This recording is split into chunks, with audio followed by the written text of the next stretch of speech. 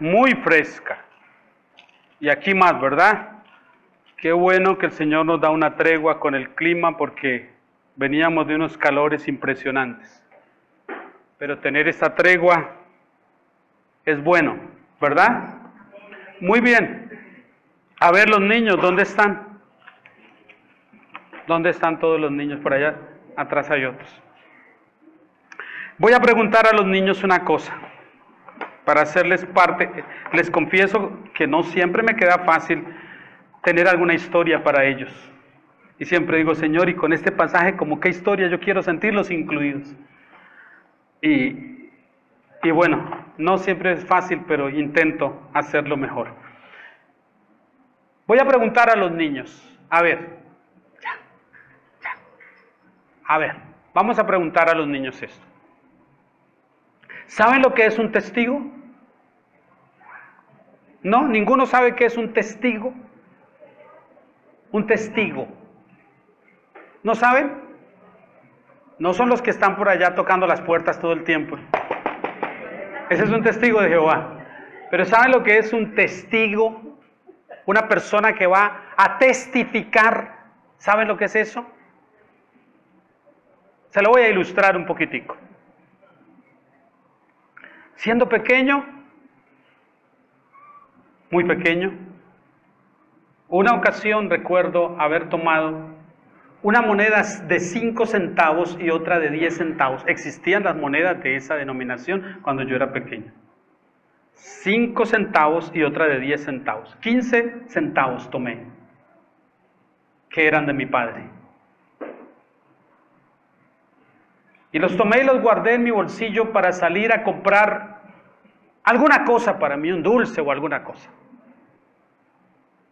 Lo que yo no sabía es que mi papá sabía que tenía esos 15 centavos en ese lugar. Y cuando los fue a buscar y no los vio, salió inmediatamente preguntando, ¿quién tomó esos 15 centavos que yo puse acá? Estaban en mi bolsillo. Y comenzó a preguntar y yo, sintiéndome descubierto, le dije a mi sobrino, casi contemporáneo, un poquitico menor, pero le dije, Orlando, si mi papá pregunta algo, diga que usted no vio nada. Él se dio cuenta que yo los había tomado y le dije, diga que usted no vio nada, que no supo nada. Y él hizo como que, y vino mi papá y le preguntó justamente a él, Orlando, mijito, ¿tú viste quién tomó los 15 centavos? Y mi sobrino me miró y dijo, no, abuelito, no. Bueno, en realidad no sé, pero con la mirada, mi papá, que no era ningún tonto, dijo, Néstor, venga aquí.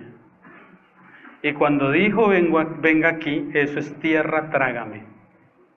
Porque yo sabía lo que venía. Solo hizo así y sintió las 2 monedas ahí. Y fue suficiente. Ni para qué les cuento. Porque fue la primera de las 2 veces que me dieron con todo por tomar cosas que no eran mías. Pero fueron 2 veces y fueron suficientes. Yo recurrí a mi sobrino como testigo de que yo no había sido. ¿Se imagina la ingenuidad? ¿Cómo lo pongo yo a testificar de que yo no fui? Si él me vio. Es decir, lo puse a mentir para que al contrario sirviera a favor mío. Y él no supo qué hacer. No supo ni qué decir. No pudo mentir. Eso es un testigo, niños. Alguien que uno busca para que hable a favor de uno en alguna circunstancia que uno lo necesita. Usted puede testificar de que yo estaba ahí, ¿verdad? Y la persona dice, sí, yo lo vi a él ahí. Eso en asuntos de investigación lo llaman coartada. Tenía una coartada para eso. En efecto, y la coartada era esa. Él dice que estaba a las 9:30 en la casa y tenemos de testigo a su esposa, a sus hijos, todo, y la administración del edificio, todos se dieron cuenta que él entró a las 7:30. Eso es un testigo. Bueno, les hablo de eso porque el pasaje de hoy, que es muy complicado, el que nos tocó hoy, pero como venimos estudiando la Biblia de esta manera, no le podemos hacer el quite. sino que nos toca tratarlo también. Capítulo 5 de la primera epístola de el apóstol Juan, del anciano apóstol Juan. El versículo 6. Si quiere un tema, yo le llamé el testimonio de Jesús. Primera de Juan 5, 6. ¿Lo tiene listo? Este es Jesucristo, que vino mediante agua y sangre, no mediante agua solamente, sino mediante agua y sangre. Lo repite otra vez. Y el Espíritu es el que da testimonio, porque el Espíritu es la verdad. Porque tres son los que dan testimonio en el cielo: el Padre, el Verbo y el Espíritu Santo, y estos tres son uno. Y tres son los que dan testimonio en la tierra: el Espíritu, el agua y la sangre, y estos tres concuerdan. Si recibimos el testimonio de los hombres, mayor es el testimonio de Dios, porque este es el testimonio con que Dios ha testificado acerca de su Hijo. El que cree en el Hijo de Dios tiene el testimonio en sí mismo. El que no cree a Dios le ha hecho mentiroso, porque no ha creído en el testimonio que Dios ha dado acerca de su Hijo. Y este es el testimonio, que Dios nos ha dado vida eterna. Y esta vida está en su Hijo. El que tiene al Hijo tiene la vida. El que no tiene al Hijo de Dios no tiene la vida. Hoy nos hallamos ante el pasaje más complicado en esta carta. Y posiblemente uno de los más difíciles en su interpretación en el Nuevo Testamento. Y en las epístolas juaninas no hay uno más complicado que este. Veremos los detalles más adelante de por qué es complicado ese pasaje, sobre todo por el cuestionamiento que tiene el versículo 7 y el 8, que son denominados una coma, la coma juanina. Se conoce técnicamente en teología como la coma juanina a esos dos versículos. Vamos a mirar luego por qué hay una dificultad en esos dos versículos, particularmente el 7 es el que está más cuestionado, inclusive tanto que muchas traducciones ni siquiera lo incluyen, el versículo 7, sino que lo dejan fuera, como la Nueva Versión Internacional, no lo incluyen. Y vamos a mirar si eso es correcto o no, porque nosotros lo tenemos aquí en la Escritura, y vamos a ver también si es que representa una amenaza el hecho de que esté, o si no estuviera, haría alguna diferencia a una doctrina fundamental de toda la Escritura. Eso es lo que vamos a ver, vamos a mirar, y vamos a tratar de determinar si en efecto el texto corresponde a inspiración del Espíritu Santo o solo fue un añadido, como muchos enseñan, que es solo un añadido. Pero nosotros vamos a ir con calma y más adelante lo haremos. Por ahora, empecemos con esto. Trato de dividir a fin de que le sea más fácil a usted también digerir lo que contiene este pasaje. Porque aunque son solamente 6 versículos, hay una riqueza en esto, como cada pasaje de la Biblia que estudiamos. En primer lugar, hablemos entonces de el Jesús humano y divino. Mire cómo empieza él, presentando a Cristo. Todo lo que Juan tiene que decir es acerca de Cristo. Juan no se enfoca en otra cosa. Él tenía un problema con la secta gnóstica, y eso lo tenemos que considerar siempre que leemos las epístolas de Juan. Porque lo que él tiene en mente, particularmente en el capítulo 1, en la primera epístola, es un ataque a los gnósticos desde la fe. Era la herejía gnóstica que ya hablamos de eso cuando comenzamos, la amenaza contra la iglesia. Y por eso Juan habla y usa algunas expresiones que quizás para nosotros hoy no nos sean muy fáciles de entender, porque no parecen ser contextuales a la hoy, aunque existen todavía los gnósticos. Y representan también una amenaza, igual, pero no son por lo menos tan dados al proselitismo como los testigos de Jehová o cualquier otro de estos.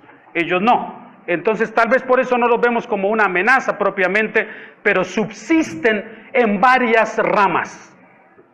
Y no crea que no son muy fuertes. Son bien fuertes los gnósticos, y los hay en toda parte. Y tienen una manera de pensar completamente diferente a la Escritura. Para ellos, Jesús no es Dios, igual que para los testigos de Jehová. Por eso un testigo de Jehová no es nuestro hermano, y un gnóstico tampoco, porque el que no acepta a Jesús en su humanidad y en su divinidad no es nuestro hermano. Es lo que Juan mismo nos enseña. Juan mismo lo dice. Así que mal haríamos en decirle hermano a cualquiera de estos. Y nos presenta a Cristo y mire lo que dice. Este es, lo pone ahí. Él vino mediante agua y sangre. No mediante agua solamente, sino mediante agua y sangre. Y aquí ya empieza la complicación. Porque entonces los exégetas comienzan a decir, ¿de qué está hablando? Cuando habla que Jesús vino de agua y sangre, ¿qué es lo que quiere realmente decir Juan? ¿Está usando un lenguaje simbólico, místico? ¿Por qué no es tan comprensible esto? Y recuerde que Juan tiene en mente a los gnósticos, siempre recuerde eso. No tiene tan en mente a la iglesia como tal, sino la herejía que él está atacando. Hay, por supuesto, y ustedes podrán consultar luego, hay, por supuesto, toda clase de interpretaciones a lo que Juan dice en estos textos que hoy, versículos que vamos a considerar. Va a encontrar usted que muchos van a decir, por ejemplo, ahí él está hablando del nacimiento físico. Cuando la mujer rompe fuente y esto, y van a decir todo esto, cosas como estas. Pero si usted mantiene la línea, conserva la línea, va a ser más fácil inclinarnos por una interpretación que sea más ajustada a todo lo que Juan dice. Otros dirán que el agua, el nacimiento de agua es por la palabra, porque Cristo venía siendo anunciado desde el Antiguo Testamento. Y suena bonito y esto, pero no es lo que esté propiamente en el contexto. En el contexto de lo que Juan enseña, no solo en esta epístola, sino en su evangelio también, él nos lleva a un evento en particular. Y yo, muy en lo personal, me inclino porque Juan tiene en mente dos cosas.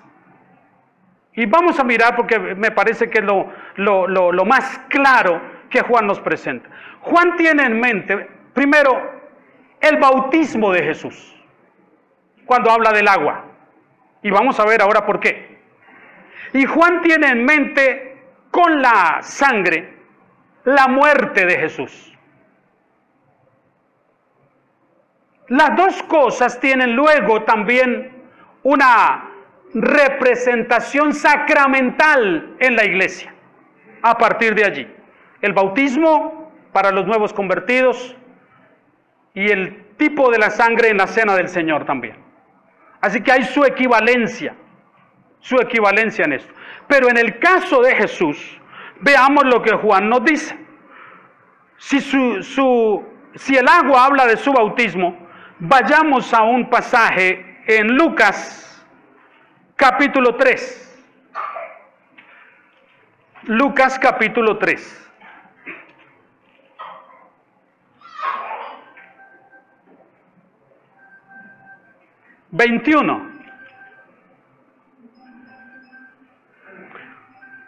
aconteció que cuando todo el pueblo se bautizaba, también Jesús fue bautizado.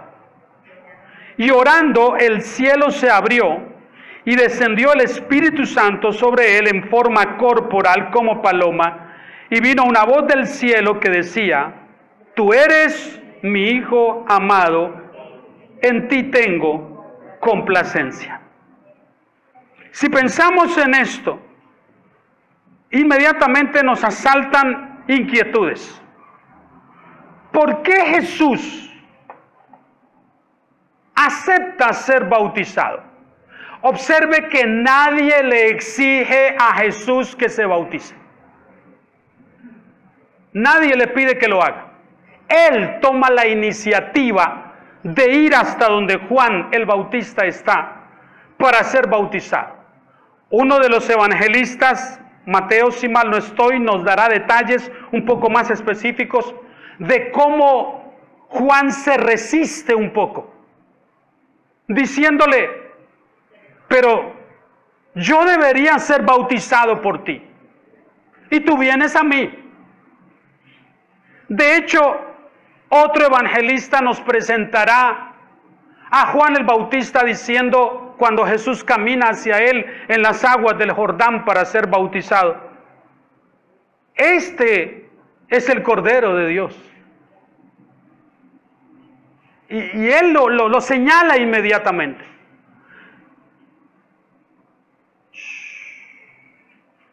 Pero si usted va al Antiguo Testamento, el equivalente al bautismo que aquí vemos eran los lavamientos.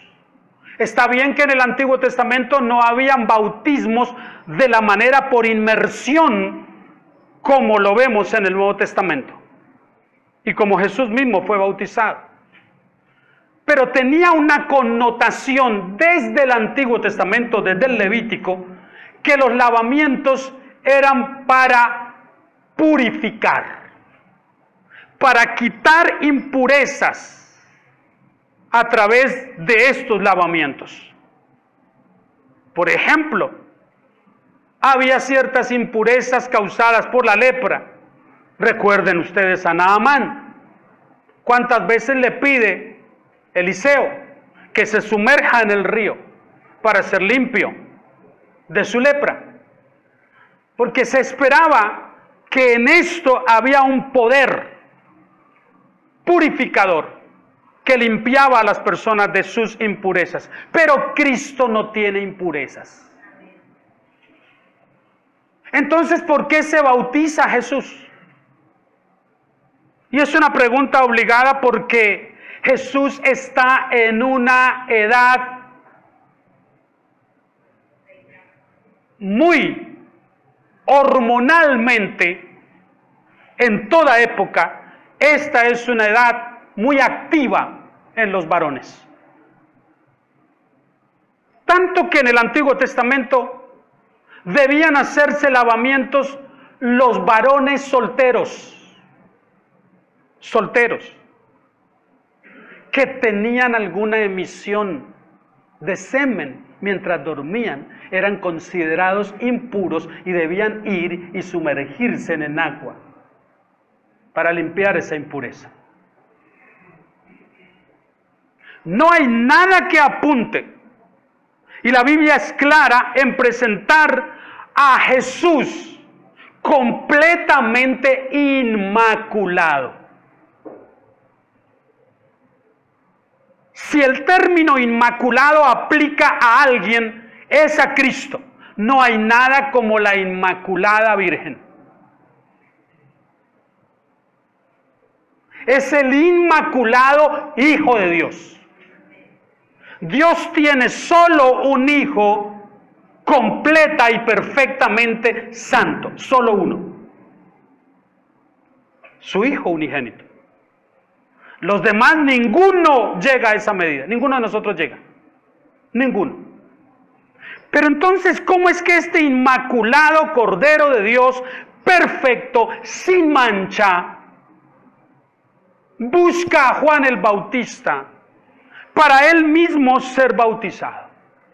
hay una mediana respuesta que nosotros podemos encontrar cuando el propio Señor le dice a Juan, cuando se ve renuente a bautizarlo, y le dice el Señor: deja, porque es preciso que así cumpla toda justicia. Lo que el Señor está diciendo es: Juan, esto no es por mí, esto es por ustedes. Ustedes luego serán bautizados en mí. Pero de paso estoy haciendo algo, estoy avalando tu ministerio, el ministerio de Juan el Bautista. Al someterse Jesús a Juan como el que bautizaba y ser bautizado por él, está dándole una aprobación al ministerio profético de Juan el Bautista, que no había hecho otra cosa que anunciar el carácter mesiánico de Jesús. Luego tiene sentido, porque todo lo que el Señor está haciendo es diciéndole a la gente que está viendo: este hombre es enviado de Dios, y este enviado de Dios ha venido hablando de mí, porque es el precursor mío. Y con ese bautismo el Señor afianza esto, pero además se identifica también con los pecadores necesitados de purificación sin que Él sea impuro. Pero hay una identificación en esto. Entonces es muy valedero que seguramente Juan, al escribir esto, está pensando en ese bautismo que el Señor experimentó a edad adulta, no siendo niño, sino siendo ya un adulto. Valga la pena decirlo, porque entendemos que inclusive hay una corriente de cristianos amados y respetados por nosotros, también reformados, que bautizan a sus bebés. Respetable, pero la base bíblica para nosotros no es lo suficientemente sólida, aunque ellos la trazan de una manera muy interesante. Sin embargo, no es en lo personal lo suficientemente fuerte esa base como para decir que la circuncisión del Antiguo Testamento tenga su equivalencia en el bautismo en el Nuevo Testamento. Tal cosa, creo que siempre he pensado cómo hacemos con las niñas entonces. Para empezar por ahí nada más. Ha sido siempre una dificultad esto. Entonces, no es que el Señor tenga pecado, pero Él está cumpliendo con eso. La ley decía que estas cosas debían hacerse y el Señor no tiene ningún problema en hacer lo que se pedía y cumplir así toda justicia. Ese es el equivalente a el agua. Pero luego nos dice que Él también da testimonio la sangre. Y con la sangre no tenemos tanto problema, porque todos nosotros entendemos lo que la sangre es en la Biblia. ¿Sí o no? ¿Lo entienden? Tiene que volver a Génesis, si todavía no lo tiene claro. Tiene que entender quién fue el primero que debió sacrificar la vida de un inocente para cubrir la desnudez de los culpables. Es claro en la Biblia que el primero fue Dios, porque de dónde sacó las pieles de los animales con que cubrió la desnudez de Adán y Eva, que después de la caída y la expulsión del huerto supieron que estaban desnudos y ahora a causa del pecado ellos se avergüenzan de eso, cosa de la que no se avergonzaban antes. Y Dios mismo fue el que los cubre con pieles de animales. ¿De dónde sacó las pieles de animales? Indudablemente tuvo que haber sacrificado a un animal inocente para cubrir la falta del culpable. De paso está también la doctrina de la propiciación desde allí. La vemos trazándose en la Escritura desde entonces. Y muchas personas piensan, pero qué feo, un animal inocente. Los defensores de ahora surgió fuerte, cuando va pasando de moda un lobby, entonces se levanta otro. Ahorita estamos en el lobby ambientalista. Si el lobby gay no nos afecta mucho, entonces viene el ambientalista. Y ahora vendrá el lobby animalista. en donde todas las personas, y cuidado con esto y lo advierto, porque estamos llamados a proteger y cuidar toda la creación de Dios. Pero los animales, por lindos que sean, jamás serán seres humanos. Y hay una tendencia en personalizar a los animales y animalizar a las personas. Cuando las personas tienen una identificación demasiado fuerte, más con los animales que con las personas, temo que algo está mal. Algo no está bien. No podemos amar más a los animales que a las personas.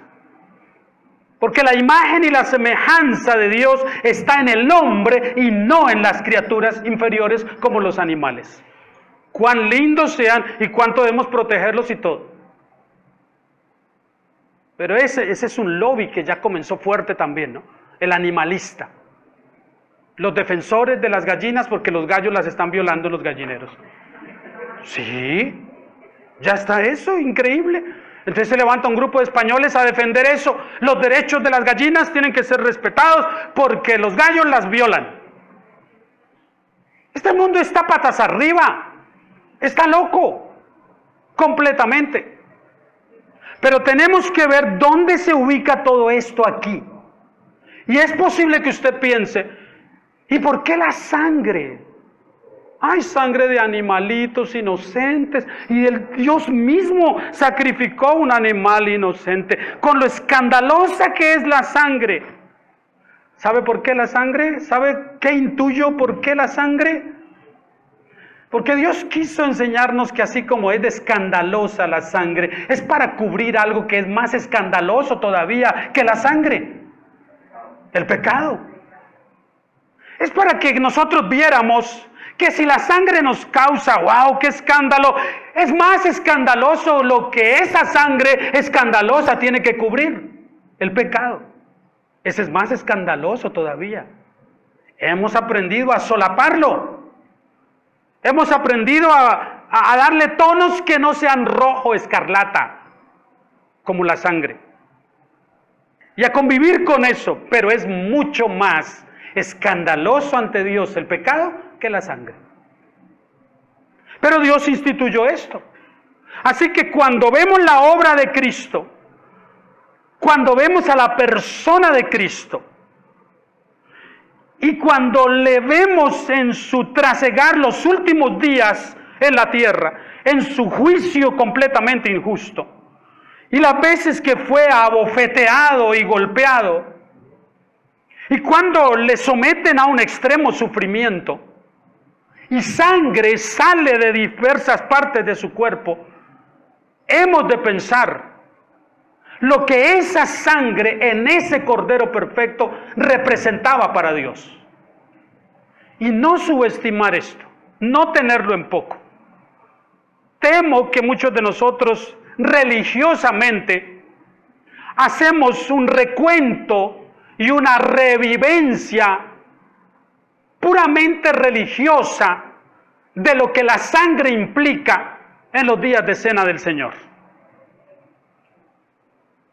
Y por lo demás, bueno, sí, el Señor murió por mí, el sacrificio del Señor en la cruz y sus sufrimientos y todo esto, pero no hemos magnificado la obra de la cruz, de lo que pasó en la cruz, de la transacción que tuvo que hacerse allí. Y por eso es importante lo que Juan dice. Dice, no solo de agua, el agua como testimonio, sino también la sangre. Lo va a reforzar ahora en los versículos que dije que eran un poco complicados.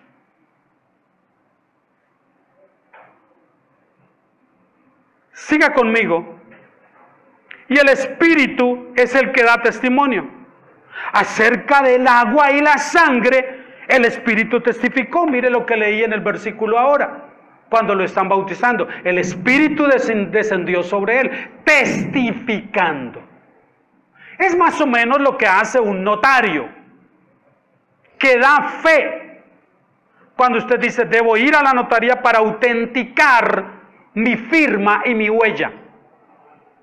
Y el notario pone un sello, habiéndose cerciorado con su documento y con su huella de que usted sí es la persona que está firmando allí.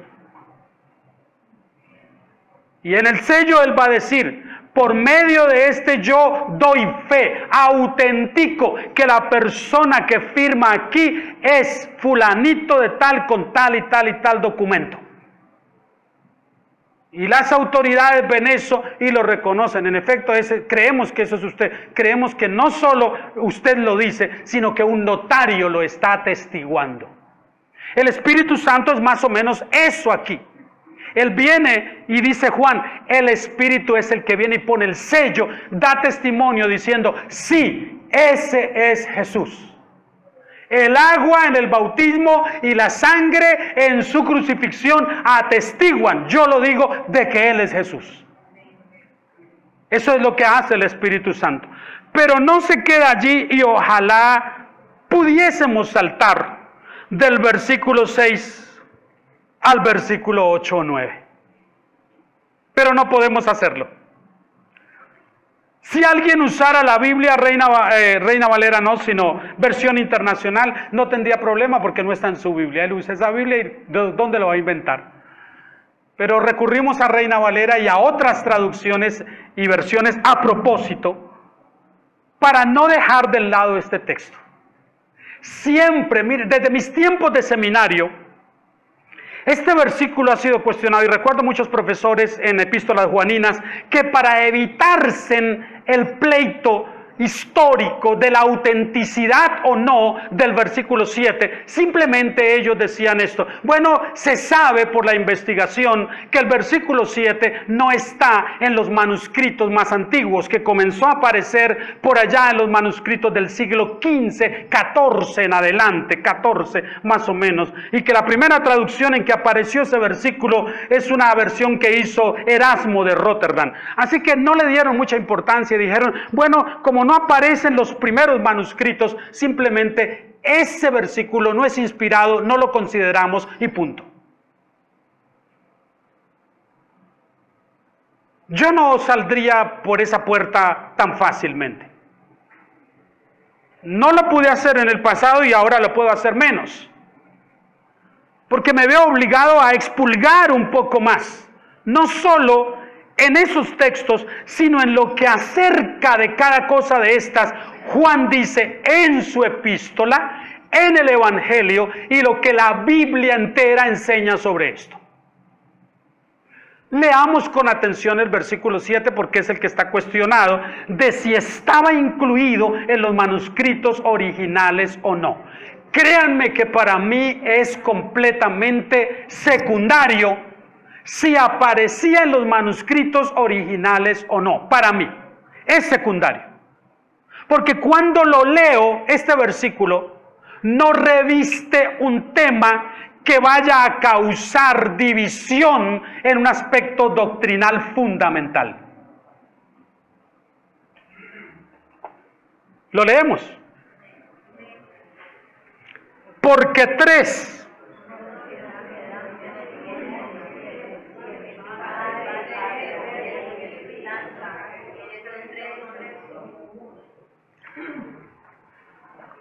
este texto, dicen los unicitarios o unitarios o solo Jesús, que nosotros lo usamos para sustentar la herética doctrina de la Trinidad, dicen ellos. En primer lugar, no lo usamos para eso porque no es el único. Podría no estar ese versículo en la Biblia y la doctrina seguiría intacta. Ese es otro tema que algún día quizás no sea objeto de estudio, porque yo sé que algunos todavía tienen alguna dificultad, quizás menor, con el tema de la triunidad, como debería decirse correctamente. Triunidad, más que trinidad. Cuando un unitario lee esto, nos acusa inmediatamente de creer en tres dioses. Pero no hay tal. La declaración de Deuteronomio 6:4 para Israel, la famosa Shema de Israel, es la declaración de todo cristiano hoy. Nosotros también creemos, como lo creía el Israel del Deuteronomio y el Levítico y el Éxodo, en esta declaración. Los cristianos de todos los tiempos hemos creído y declaramos a una voz: oye Israel, Jehová nuestro Dios, uno solo es. Claro que sí. Claro que es uno solo. ¿Quién discute eso? Dios es uno. Y en esa unidad, de hecho, si no fuesen las tres personas, no hablaríamos de unidad, porque ¿con quién se haría la unidad si fuese una sola persona? No habría con quién. ¿Unidad con quién? La unidad se hace con otros, con más de uno, para hablar de unidad. Estamos en unidad. Yo no digo estoy en unidad. De hecho, debo estar en unidad con algunos más. La misma idea lo sugiere. Pero como esta no es una clase de teología propia en cuanto a la Trinidad, no me voy a detener mucho ahí. Ellos van a decir que hablamos de tres dioses. No. Un único Dios. Un único Dios. No manifestado en la historia de tres maneras diferentes, que es la explicación unicitarista. Es que Él se manifestó en el Antiguo Testamento como el Padre, luego como el Espíritu y luego hoy como Jesús, pero siempre ha sido Jesús y nada más. No. Claro, es en la Biblia. No entiendo por qué Dios, sabiendo que para nosotros es tan difícil comprender ciertas cosas, en lugar de simplificarlo, nos lo complicara más. Por ejemplo, ¿para qué el Señor pone ese relato sobre el bautismo de Jesús? Si ya tenemos una dificultad para aceptar o no algunos el tema de la Trinidad, ¿por qué simplemente no lo pone en maneras simples que lo podamos comprender, sino que dice el relato que estando el Dios encarnado, Jesús, allí en el bautismo, la voz del Padre se oyó desde los cielos? ¿Para qué nos crea esa dificultad? Y la voz del Padre autentica al Hijo diciendo: este es mi Hijo. Pero si es el mismo, ¿para qué nos complica con eso? ¿No le parece? Si el Padre es el Hijo y el Hijo es el Padre, ¿para qué nos crea esa dificultad? Es que no hay dificultad, es que son tres personas. Pero las tres en unidad es lo que nosotros conocemos como Dios.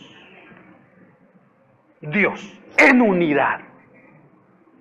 Es imposible que Dios sea separado. Es imposible. No se puede separar. Es una tendencia de algunos casarse solamente con el Padre. Entonces usted ve a los testigos de Jehová. Honor, gloria y todo. El Padre y nada más. Y usted ve a los unitarios. El Hijo, el Hijo, el Hijo. Y ve a los seguidores de Pare de Sufrir. Bueno, los de Benigín también. Y otros más por ahí. Usted los ve. Espíritu Santo, Espíritu Santo, Espíritu Santo. Todo es Espíritu Santo. Esa tendencia a creer que podemos separar y otros a creer que si se dirigen a Dios el Padre directamente, el Hijo va a resentirse y el Espíritu va a estar lejos, contristado porque no me mencionaron a mí. Es imposible separar a Dios de esa manera. Él es uno, es la unidad. Dios es uno. Dios es uno. Eso es claro. Y para Juan esto es claro. Así que el versículo para mí no tendría problema. Si estaba en los manuscritos originales o si es que alguno de los copistas, como dicen, al tomar un original, un manuscrito, y querer escribirlo para otra iglesia, otra población, entonces le parecía interesante lo que decía y añadía al margen algunas cosas como estas. Si es que eso pasó, inclusive eso tuvo que haber pasado con la venia de Dios, o no hubiera pasado. Si pasó eso, pasó con la venia de Dios. Si es que Juan no escribió esto, sino un transcriptor posiblemente después lo incluyó ahí, fue porque así Dios lo quiso. Y esto no atenta contra ninguna doctrina fundamental. No es fuerte para que nos detengamos en una discusión de si el pasaje, de si tienen demasiado frío, les apagamos el aire un ratico. ¿Quieren? Hermano, un momentito. Podemos un poquito, no hay problema. O el de atrás, porque los veo a todos temblando del frío. Café para todos. Bueno, disculpen los hermanos del video. Estamos en Cúcuta, 36 grados, pero la congregación tiene frío. Acerca de Cristo, entonces, yo no veo dificultad en eso. Dice, porque el Padre, mire lo que él está diciendo. El Padre da testimonio en el cielo, porque el trono de Dios está en el cielo. Es todo lo que está diciendo, no veo para qué crear tanta dificultad en esto. Luego dice, el mismo verbo. Y aquí es que es curioso porque Juan es el que utiliza la palabra verbo para referirse a Cristo antes de su encarnación. Lo usa también en el primer capítulo de Juan. Y en el principio era el verbo, y el verbo es para referirse a Cristo antes de la encarnación, queriéndonos decir que Él era la palabra, el logos, y solo eso. Entonces no veo las ganas de dificultar este pasaje, porque no vale la pena el pleito. De hecho, para mí es un texto inspirado. Y no tengo dificultad con eso. Y Juan lo único que está diciendo es, 3 en el cielo dan testimonio acerca de Cristo. El Padre, porque el cielo es el trono de Dios. El Verbo, porque antes de encarnarse es donde estaba, junto al Padre. ¿Y también quién? La Trinidad, la triunidad, la triunidad. Eso es lo que está diciendo Juan. Dios mismo en su conjunto autentica que Jesús es el Hijo enviado por Él. En su conjunto, por eso no decimos Dios autentican, sino autentica. En su conjunto. Pero cada persona de la triunidad individualmente certifica que Jesús es el Hijo de Dios. Lo hizo el Padre. Este es mi Hijo amado en quien tengo complacencia. El Espíritu Santo vino sobre Él. Y Él, el Dios encarnado, estaba allí siendo bautizado. Luego no hay objeción. Y Juan termina el versículo 7 diciendo esto. Y estos 3 son uno.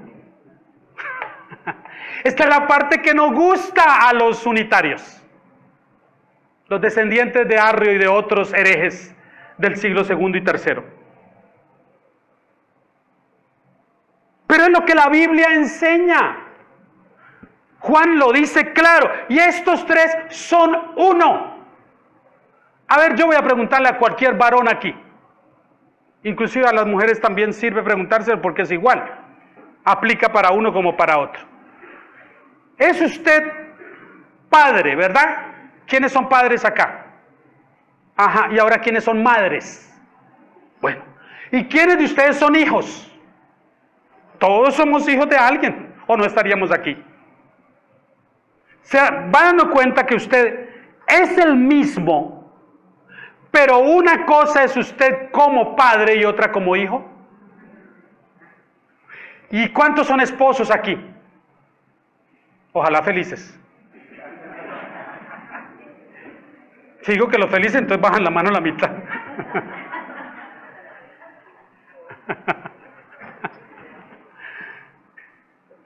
como esposo, usted tiene una manera de relacionarse como esposo. Usted no trata a su esposa como trata a sus hijos. ¿Cierto que no? A su hijo se acerca al fogón y usted le dice, cuidado, te quema. A su esposa, ella es experta en quemarse. Ella la pasa allá. No es igual, pero usted es la misma persona. Esto funciona al revés con el asunto de la triunidad. Porque Dios es uno, pero en cambio Él es tres personas distintas. Y eso sí es claro en toda la Escritura. El famoso Elohim del Antiguo Testamento es pluralidad. Pluralidad. Eso es lo que es el Elohim en el Antiguo Testamento, en el Génesis. Y hay que verlo en ese sentido. Entonces créame que yo no veo la necesidad de crear un pleito en el que se han tenido que pronunciar. Antier estuve leyendo lo que la Sociedad Bíblica Trinitaria enseña sobre este pasaje. Y me pareció muy interesante algunas de las cosas que ellos dicen y algunos exégetas reconocidos que llegan a concluir la propia conclusión que yo siempre he tenido. Si está en la Biblia, si está ahí, es porque Dios ha querido preservar eso ahí con algún propósito. No hubo ningún hereje que incluyó eso ahí. Si esto no fuese armonioso con el resto de la enseñanza de la Escritura, podríamos entonces decir, bueno, eso está como porque cuestiona esto, cuestiona lo otro. Pero no hay tal, al contrario, viene a fortalecer una de las doctrinas fundamentales de la fe cristiana, la triunidad de Dios. Entonces no hay problema. Esos son los testigos en el cielo, 3 testigos acerca de Cristo. Pero mira el versículo 8, y 3 son los que dan testimonio en la tierra. La razón por qué yo me caso con que esto sí es inspirado es porque el versículo 7 no tendría sentido en la ley de contrastes si no estuviese el versículo 8. El versículo 8 viene a contrastar la posición de los testigos. Los primeros testigos en el cielo y los segundos testigos en la tierra. Contraste. Esa clase de contraste me dice a mí que Juan no podría entonces haber escrito el versículo 8 sin el 7. Porque en el 7 él está presentando los primeros 3 testigos en su esfera de dominio, el cielo. Pero en el 8 presenta a los otros 3 testigos, uno de ellos se repite porque está ya en el ministerio activo en la tierra. ¿Me explico? Contraste. Ahora mire cuáles son esos 3 testigos en la tierra. El Espíritu, que ya hablamos, es el Espíritu Santo en su bautismo. Pero es el mismo Espíritu que también dice el capítulo 4 de Lucas y del Evangelio de Mateo, donde le llevó el Espíritu al desierto para ser tentado por el diablo, así dice. Y le llevó el Espíritu al desierto. Pero ya vemos al Espíritu operando aquí, en esta esfera terrenal. Además, ese Espíritu fue prometido por el Señor Jesús. El Evangelio de Juan está rico en citas en donde constantemente el Señor Jesús anuncia que cuando Él se vaya, enviaría al Espíritu Santo para que estuviera entre nosotros y con nosotros todos los días hasta el fin del mundo. Y que ese Espíritu Santo glorificaría a Cristo todo el tiempo. O sea que la obra del Espíritu Santo es clara y es definida por el Señor Jesús. Ese es el primer testigo aquí en la tierra. Pero luego presenta 2 testigos más. Repite otra vez. 3 son los que dan testimonio en la tierra. El Espíritu, el agua, otra vez repite ese. ¿Por qué? Ese es del que nos habló primero. Este testigo no está en el cielo, el agua, está aquí. Y tiene relación no solo con el bautismo de Cristo, sino también con la palabra, ahora sí. Y también con nuestro propio bautismo.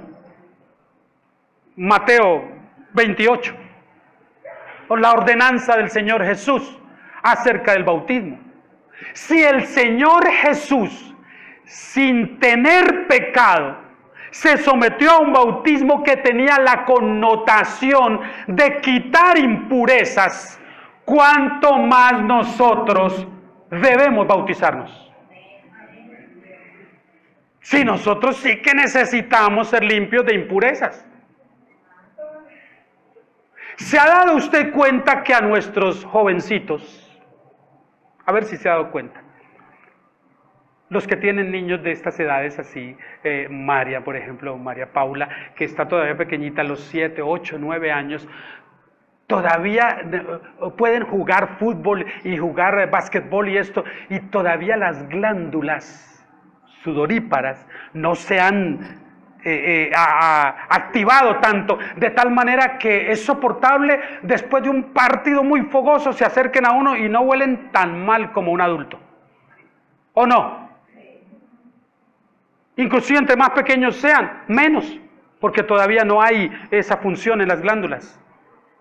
Pero a medida que comienzan a crecer, papito, el partido estuvo bueno, pero váyese.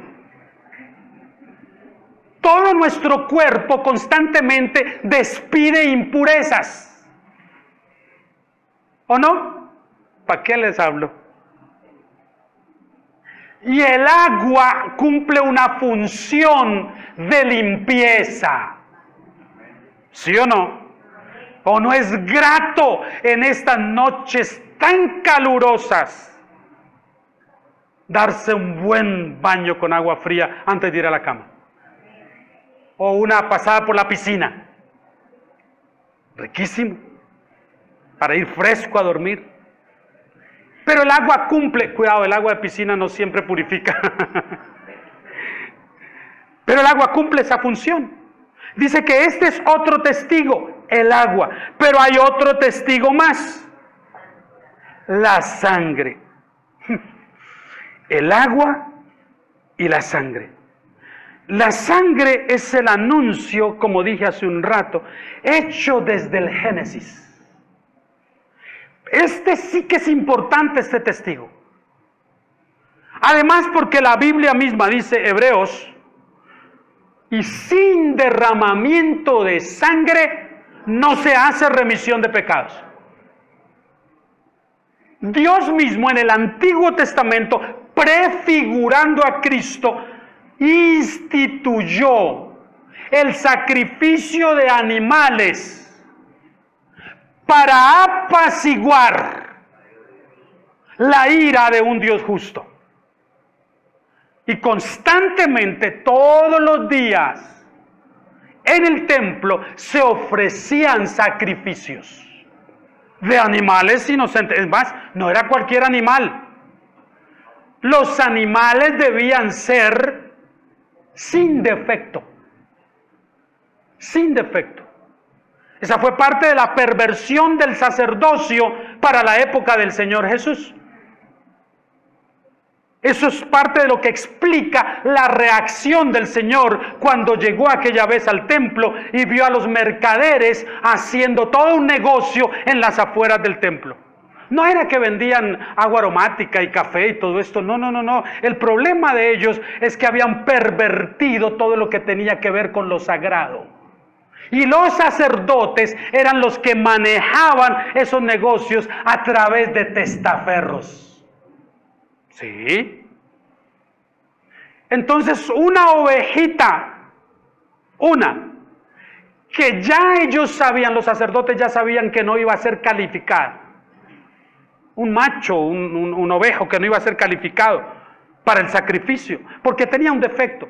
Ya el sacerdote sabía eso, pero él era propietario de ese ovejo, de ese animal. Entonces, ¿qué hacía? Lo llevaba al mercado, se lo vendían a uno de los peregrinos, este venía y lo presentaba y se lo rechazaba el sacerdote que era dueño, para que tuviera que comprar otro. Y eso era perversión, eso fue lo que vio el Señor, por eso fue la reacción del Señor a eso, de esa manera. Es decir, que la perversión en el sacerdocio no es algo nuevo. Siempre ha estado ahí, de una u otra manera. Siempre ha sucedido. Y esto es lo que vemos acá. Y el Señor dice, a través de sangre. Esto a mí me conmueve mucho porque pienso, igual que los que le sucede a muchos, yo no servía para ver cómo sacrificaban a un animal. Yo crecí en un ambiente en donde mi papá de vez en cuando mataba gallinas o cerdos en la casa. No era en el campo, en la casa de barrio en Bogotá. ¿Usted sabe lo que es el ruido de un cerdo? Cuando se está atando y todo, para luego venir y cortarle aquí la ven y que se desangre todo ahí. Y hasta ahí yo ayudaba a amarrarlo, a todo esto y lo otro, pero me iba a mi habitación para cuando le iban a pasar el cuchillo. No lo podía ver. Y papá comenzaba de por allá a veces a llamar, y Néstor, ¿dónde está Néstor? Que venga a ayudar. Yo salgo después. Cuando ya el animalito había muerto y había que pelarlo y todo, yo salía ya a ayudar. Pero mientras tanto, no, porque no me gustaba esto. Era un espectáculo feo, desagradable. Había otro hermano mío, menor, que a él le encantaba estar ahí. Entonces, no estaba, pero ahí llegaba él. Yo sí quiero estar aquí viendo cómo es que le cortan ahí, cómo es que le hacen. A mí me parece, ahora cuando era una gallina, peor. ¡Ay! No puedo ver eso. Animales inocentes morían todos los días. ¿Y sabe qué es curioso? Que a nosotros nos conmueve que un animal inocente de su sangre, en esta época del Antiguo Testamento, por la culpa de un pecador. Pero no nos conmueve tanto que el Hijo de Dios, perfecto, puro y sin mancha, haya dado hasta su última gota de sangre por nosotros. Eso sí no nos conmueve tanto. Nos conmueve más el animal que la muerte de Jesús por nosotros. Y eso es tremendo, porque habla de la poca comprensión que nosotros estamos teniendo en ese campo. Ahora terminemos con los versículos, porque estos testigos que hay aquí no se pueden comparar. No hay cómo compararlos. Juan tiene en mente lo que la ley dice respecto al testimonio de mínimo 3 personas cuando viene con el versículo número 8. Si recibimos el testimonio de los hombres, mayor es el testimonio de Dios. Es decir, él está pensando en Deuteronomio 19:15, donde se había dicho, no se aceptará el testimonio de una sola persona en contra de alguien. Mínimo serán 3 testigos. Es lo que decía la ley. Y Juan está diciendo acá, si aceptan, por eso es que él usa el nombre, usa 3 testigos siempre. ¿Se da cuenta por qué lo hace? Él tiene claro esto y está pensando en ello. Por eso no piensa solamente en uno, sino en los 3 testigos. Porque eran mínimo 3 los que la ley exigía, no uno. El testimonio de uno solo no es suficiente. 3 necesitamos, que atestiguen exactamente lo mismo.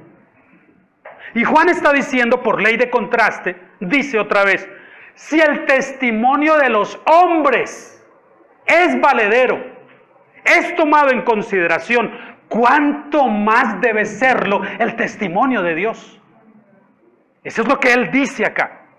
¿Cuánto más el testimonio de Dios? Versículo 9, se lo estoy leyendo. Si recibimos el testimonio de los hombres, estos 3, mayor es el testimonio de Dios, porque este es el testimonio con que Dios ha testificado acerca de su Hijo.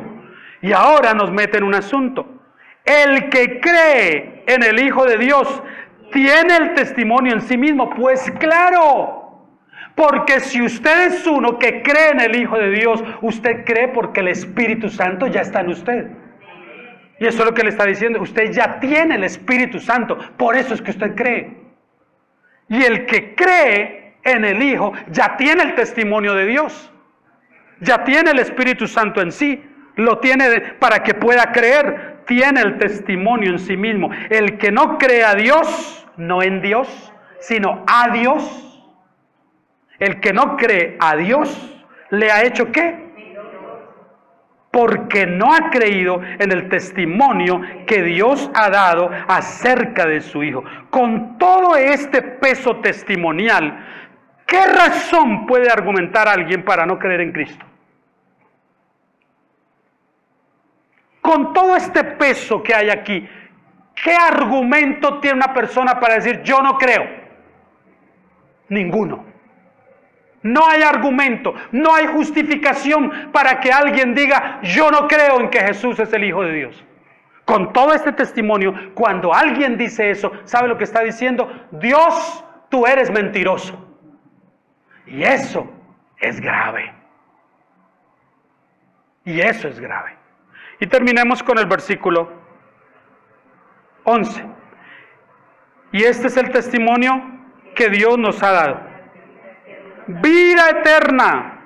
La esencia, mi hermano, la esencia misma de la vida cristiana es la vida eterna. Pero para tener la vida eterna, ¿qué es lo que Juan dice que tiene que pasar? Y esta vida está en su Hijo, no está fuera de Él. Si usted no está en Cristo, usted no tiene vida eterna. No importa que se haga tratamientos de rejuvenecimiento. Usted no tiene el elixir de la eterna juventud. Si usted no está en Cristo, no importa qué tenga, se va a ver como la duquesa de Alba. Si alguno sabe de quién hablo, de las 10,000 cirugías que se ha hecho y se ve asquerosa, entre más cirugías se haga. Porque este no es el secreto para la vida eterna. El secreto para la vida eterna es Cristo. Pero yo tengo que conocer a Cristo. Y escuche esto, y Cristo, cuando estamos en Él, nos da a degustar de manera anticipada lo que en la vida eterna tendremos garantizado. Por ejemplo, Dios es paz. ¿Está de acuerdo conmigo? Entonces en esta vida Dios nos da serenidad para enfrentar las cosas. Dios es amor. Entonces en esta vida Dios nos da bondad y abnegación para amar a las personas a pesar de. Todo lo que Dios es y lo que disfrutaremos en la eternidad, Él nos permite degustarlo aquí anticipadamente. Pero es solo un anticipo de lo que es la vida eterna.